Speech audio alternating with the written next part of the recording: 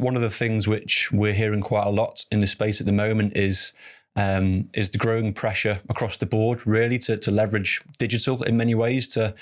create the much needed capacity. We know that everyone's quite stretched already as things stand today, and sort of expectations are ever evolving, as well as sort of improving service delivery, keep pace with that sort of regulatory evolution as that changes over time, but also develop greater transparency with residents as well, most importantly, and to sort of build trust with them. And I think quite often when we discuss this with our sort of user base, data sometimes comes up as a little bit of a blocker to making some of those things happen.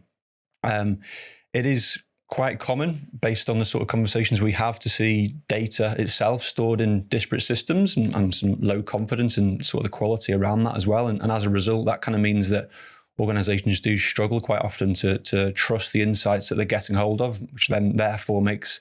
it harder to act upon and sort of make those data-driven decisions. Off the back of a little bit of sort of pre-research, we found that according to some data from Hacked, that poor quality data is estimated to cost the UK housing sector about £400 million a year,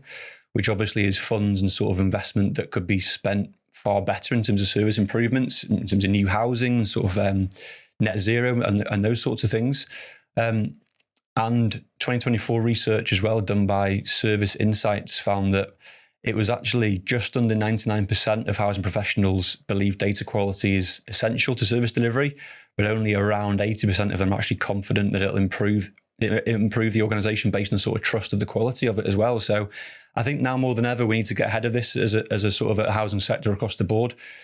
You guys as sort of HAs and sort of RPs generally need to be able to demonstrate how that you're listening to residents, how you're assessing customer sentiment, acting on feedback, and at the same time putting robust plans in place and measures in place to